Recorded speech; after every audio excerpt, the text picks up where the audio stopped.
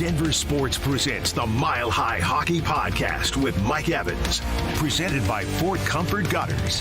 Now here's your host with the latest on the Burgundy and Blue, Mike Evans. Hey everybody, welcome into the Mile High Hockey Podcast. Good to have you with us. Good to have you with me. Hey, pleasantries aside, let's get to it.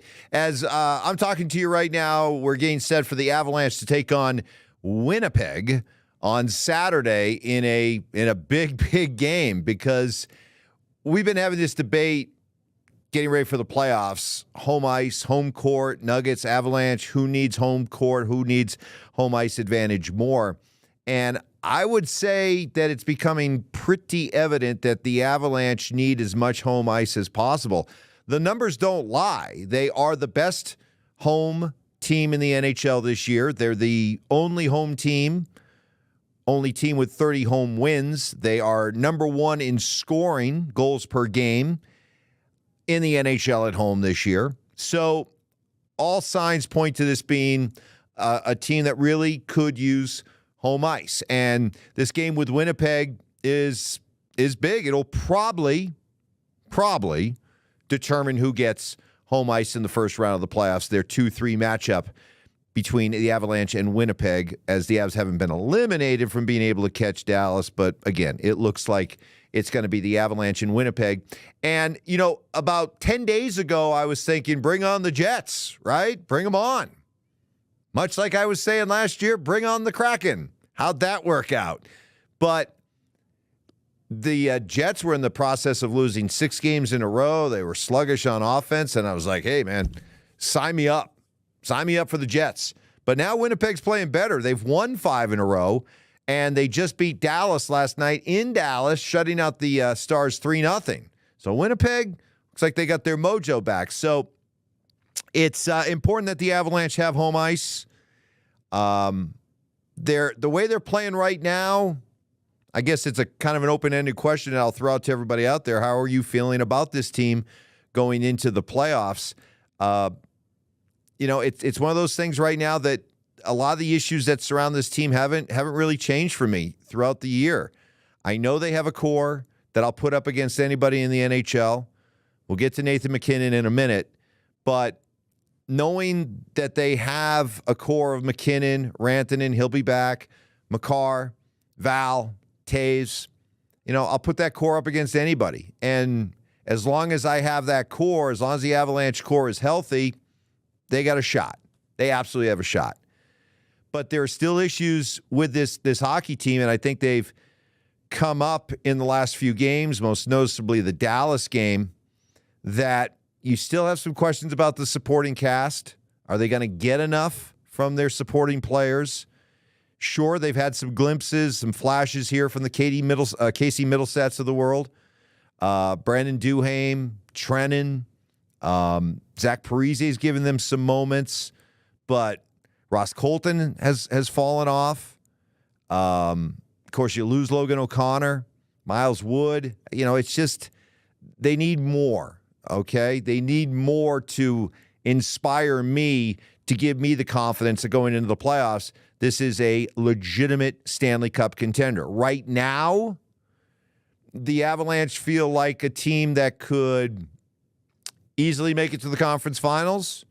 They could be a team that loses in the first round. The goaltending is an issue. Although, and I've heard from some of you about this, and you've asked me, you've pleaded with me, please don't come on your next podcast and just bury Alexandar Georgiev like so many people want to do. And I'm with you, and I was already with you and I was already with you before Jared Bednar came out and said this, but I'm not going to put everything on Alexandar Georgiev. Yes, he needs to be better, okay? Let's get that out there. He needs to be better. He can be better. But to pin everything on Georgiev, as some want to do, I think is being kind of short-sighted and unfair. Avalanche have had a lot of defensive breakdowns, a lot of turnovers in their own zone, poor discipline, bad positioning, getting outworked, out-physicaled, and giving up goals that a lot of you want to pin on Georgiev, but that would be unfair. Yes, his fingerprints are all over them as well, but Bednar came out and said, hey, I think it was after the Dallas game. He said, I thought Georgiev was really good. There's one or two that he might like to have back, but we got to be better on defense. We got to be better with our assignments. We got to be better clearing bodies. We can't all of a sudden look up and there's two guys on one guy and another guy is left alone in the slot for a rebound. So those are issues that need to be fixed. Question is, do they have enough time? We had John Buccigross on our show, Schlereth and I did, and Buccigross has been on the Colorado hockey beat this week. He did the Dallas game. He did the Minnesota game for ESPN. He was just up in St. Paul to do the DU Pioneers. By the way, congratulations to the Pioneers. We'll talk about them in a second.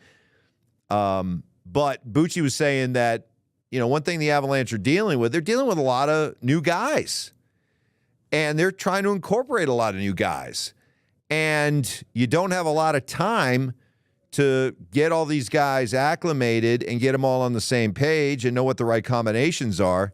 And I know I've brought this up on this podcast before, but it's the foreshadowing from Nathan McKinnon back at the All-Star break when he was asked about the trade deadline and said, I don't like how late it is in the season because it doesn't give teams a lot of games to acclimate their new players.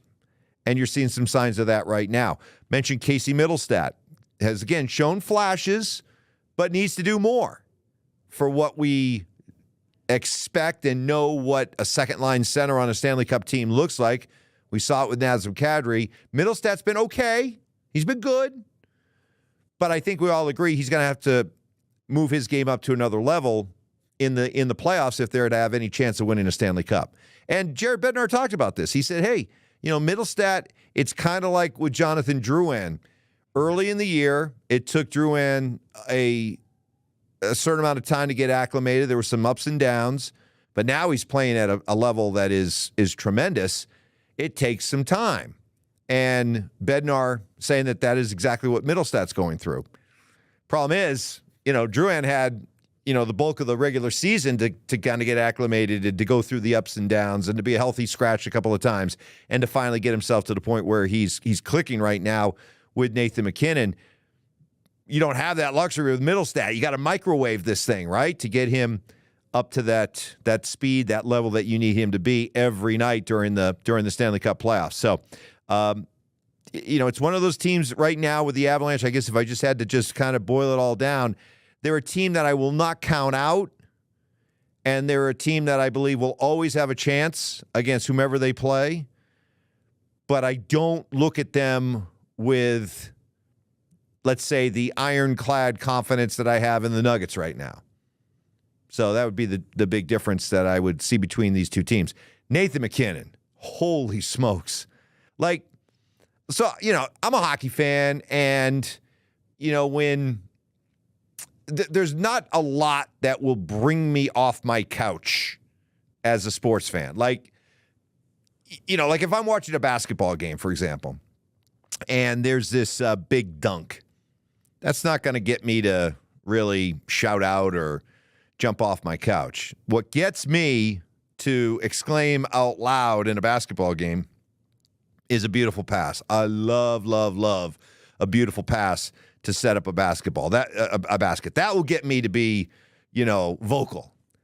Otherwise, I'm just watching the game. Hockey is one of those things that, again, it's you get that quick emotion after a goal, you kind of, pump the fist. Yeah, there you go, that kind of thing.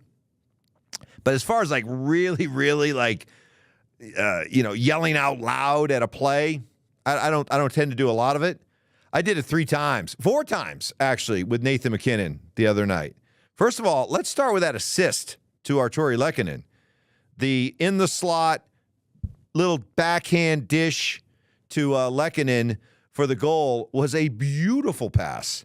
And if Nathan McKinnon had done nothing more than just set up that kind of goal, that would have been a memorable play from that game. Of course, it got sort of covered up by everything else that McKinnon did later, but it shows the growth in Nathan McKinnon's game. Realize this, McKinnon has 86 assists this year. 2 years ago, he had a career high in assists of 69.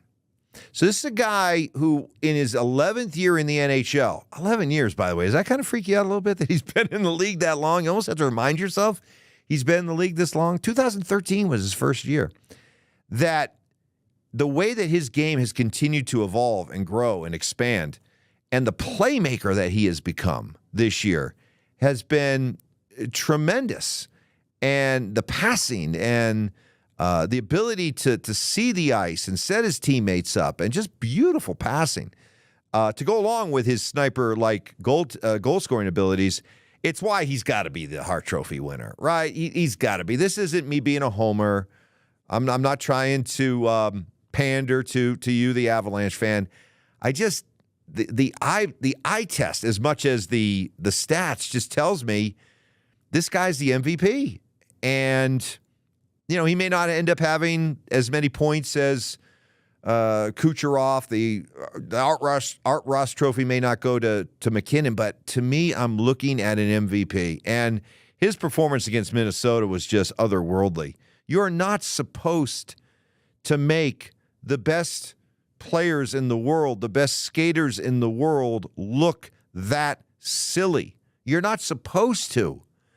For him to just skate by guys, skate around guys like they are literally orange pylons set up on the ice by a youth hockey coach for kids to practice their skating and puck handling skills, for him to just blow by and around these guys like they're standing still, you're not supposed to do that. This is the NHL. Yes, you can be a tick faster than the other guy. You can have an extra step over another guy. You're not just supposed to make these guys look like they're standing still. It's kind of like, as a football fan, a fantasy football player, it's like watching Tyreek Hill out there running around against NFL defenses. He is so much faster than anybody. It just jumps off the screen. And that's the same thing with McKinnon. When this guy is skating like that, Buchagras was telling this story that after that Minnesota game, they talked to him after the game on the broadcast. He goes, I don't know what it was. He goes, I just woke up feeling good. Bottle that, please, Nate. Bottle it.